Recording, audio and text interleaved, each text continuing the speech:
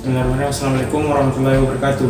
Perkenalkan, nama saya Zulkifli dari Prodi 20 ATM 3 kelompok 3 dari mata kuliah perencanaan kontrak kelompok 3. Selanjutnya kami akan membahas terkait nota kesepahaman atau MOU.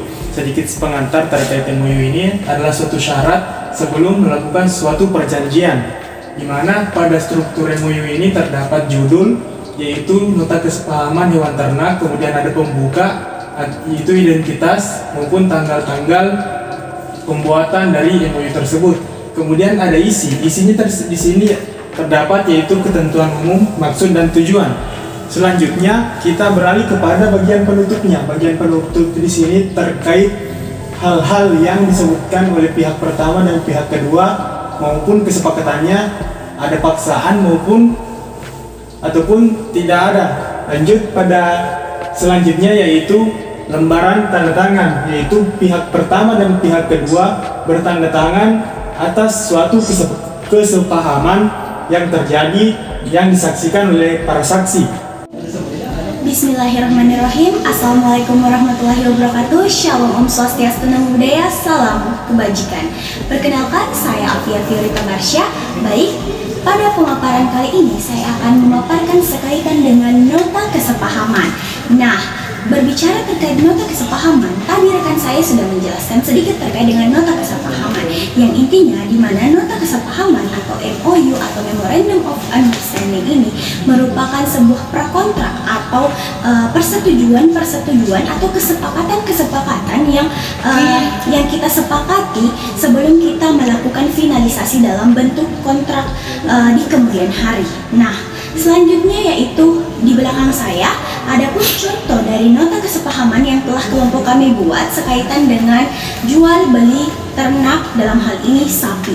Nah, adapun contohnya yaitu pada hari Selasa tanggal 8 November tahun 2022 telah ditandatangani nota kesepahaman atau MOU, yaitu di mana pihak pertama yaitu Bapak Muhammad Yasin yang berumur 40 tahun berjenis kelamin laki-laki yang merupakan sebuah pengusaha ternak sapi sebagai pihak pertama yang bertempat tinggal di Kecamatan Sijeling. Nah, selanjutnya yaitu ada pihak kedua Bapak Andi Opa yang berumur 34 tahun dan bertempat tinggal di Kecamatan Tipulu-E, lingkungan Tipulu-E, Kecamatan Tanjatariatan Timur yang merupakan pihak kedua.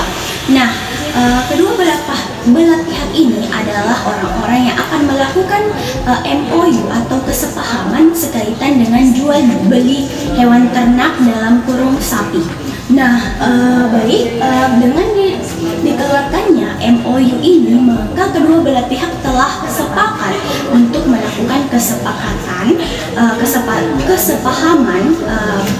terkait dengan jual beli sapi. Nah, sebelum kita melakukan jual beli sapi kesepahaman, tentunya ada beberapa bab yang perlu kita ketahui. Yang pertama, bab pertama sekaitan dengan ketentuan umum. Pastinya dalam pembelian atau sebelum kita membeli, kita harus mengetahui dulu ketentuan umum dari apa yang akan kita lakukan. Nah, ketentuan umum ini ada di pasal 1. Yang pertama, poin pertama itu yaitu jual beli. Apa itu jual beli? Nah, jual beli di sini adalah sebuah tukar menukar dalam bentuk barang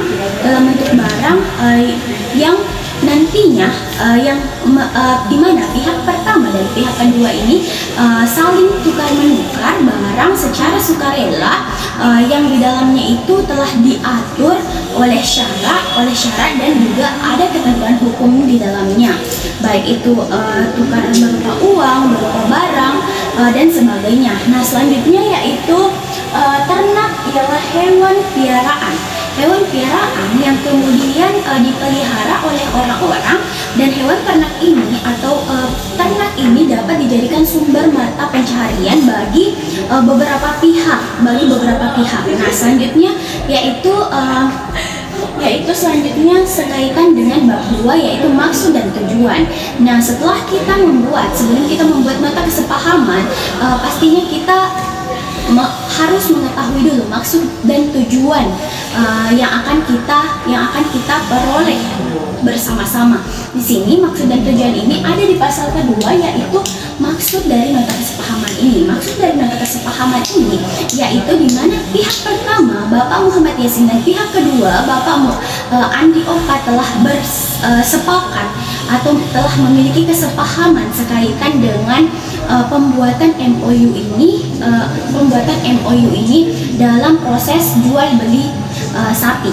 Nah, selanjutnya yaitu pada poin kedua, yaitu tujuan nota kesepahaman ini. Apa sih tujuan nota kesepahaman ini?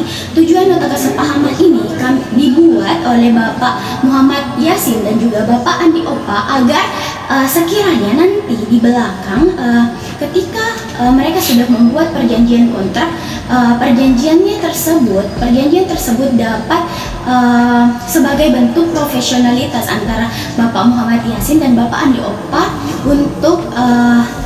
untuk sebuah kontrak yang pada akhirnya kontrak tersebut dapat berlaku secara legal dan sah di mata hukum. Baik, itulah yang dapat saya sampaikan. Selanjutnya saya serahkan ke rekan saya. Billahi taufiq wal hidayah. Wassalamualaikum warahmatullahi wabarakatuh.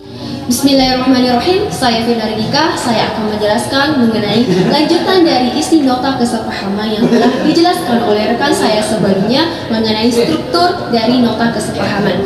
Nah, sebelumnya dari rekan saya telah menjelaskan mengenai pembukaan dan juga isi. Nah, selanjutnya saya akan menjelaskan mengenai ruang lingkup dan juga pelaksanaannya.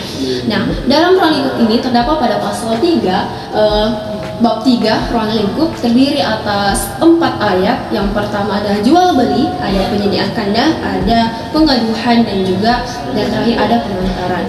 Nah, pada pelaksanaannya terdapat pada pasal 4 terdiri juga 4 bagian, di mana bagian ke-1 mengenai jual beli terdapat pada pasal 4 bahwa objek dalam nota kesepahaman ini adalah hewan ternak sapi yang sekurang-kurangnya berumur 1 tahun dan dalam keadaan sehat dan tidak cacat.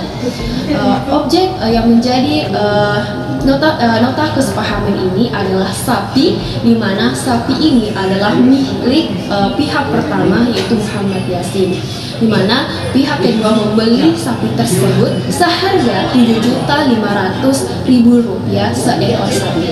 Kemudian bagian yang kedua adalah penggaduhan. Penggaduhan di sini adalah di mana menjadi mata pencarian seseorang untuk merawat, memelihara sapi, tetapi sapi itu bukan miliknya sepenuhnya, hanya merawat atau menjaga sapi tersebut. Nah, di sini ada beberapa ketentuan mengenai penggaduhan. Nah, penggaduhan dimulai ketika objek nota kesepahaman ini dalam halnya adalah sapi jantan yang berumur 1 tahun diserahkan oleh pihak kedua yaitu Andi Opa, di mana disaksikan oleh 2 orang saksi yang turut dalam menandatangani perjanjian ini. Kemudian penggaduhan ini merupakan tanggung jawab oleh pihak pertama, di mana pihak pertama bertugas untuk memelihara, menjaga, merawat sapi dengan sebaik-baiknya. Kemudian penggaduhan dilakukan pada tanggal 11 September tahun 2022 hingga tanggal 5 Desember tahun 2026. Kemudian penggaduhan ini dilakukan selama 4 tahun ketika umur sapi tersebut masih berumur 1 tahun hingga sapi tersebut berumur 5 tahun. Kemudian bagian ketiga pada pasal 6 yaitu penyediaan kandang. Nah, penyediaan kandang ini dan perlengkapannya merupakan tanggung jawab dari pihak pertama. Nah, pihak pertama ini menyediakan saluran, menyediakan kandang, membersihkan sapi dan lain-lainnya.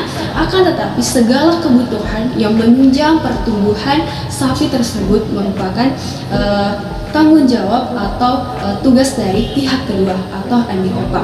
Nah, dari hasil observasi dari yang kita lakukan bahwa kandang sapi tersebut seluas 6 x 4 meter dalam satu tumbak di atas tanah 1 hektar. Kemudian penyediaan kandang juga merupakan milik dari pihak pertama. Nah, kemudian dan terakhir adalah bagian keempat yaitu pengantaran. Pengantaran dilakukan oleh pihak pertama, di mana pihak pertama wajib mengantarkan sapi tersebut ketika selesai masa pengaduhannya. Nah, di mana sesuai dengan ketentuannya pada ayat ketiga bahwa pengantaran dilakukan paling lambat 3 hari setelah masa pengaduhan, yaitu pada tanggal 8 Desember tahun 2020. Baik, sekian dari penjelasan saya. Selanjutnya, saya persilahkan rekan saya selanjutnya untuk membahas mengenai ketentuan penutup dari nota kesepahaman kami. Sekian, terima kasih. Lanjut pada bab 6, yaitu ketentuan penutup pada pasal 9. Pertama adalah nota kesepahaman ini dibuat berlaku pada tanggal ditandatangani para pihak. Yang kedua, hal yang lebih mendetail akan dituangkan dalam perjanjian yang akan dibuat di kemudian hari. Lanjut di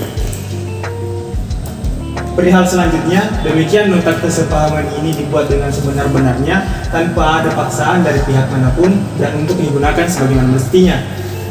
Selanjutnya, di sini kita dapat melihat pihak pertama dan pihak kedua. Pihak pertama di sini Muhammad Yasin dan pihak kedua Landi Opa bertanda tangan. Saksi-saksinya di sini, saksi dari pihak pertama adalah Muhammad Rahman dengan Mufli Mutawali. Sementara saksi dari pihak kedua adalah Dira Firna dengan Muhammad Akbar. Karena objek dari MOU ini adalah hewan ternak berupa sapi, maka deskripsi dari hewan ternak tersebut adalah nama dari sapinya Opa Manohara, tingginya 1,5 meter, umur 1 tahun, berat 30 kg, warna coklat, dan ras dari sapi Donggala. Itu saja pemaparan dari MOU kami terkait nota kesepahaman hewan ternak.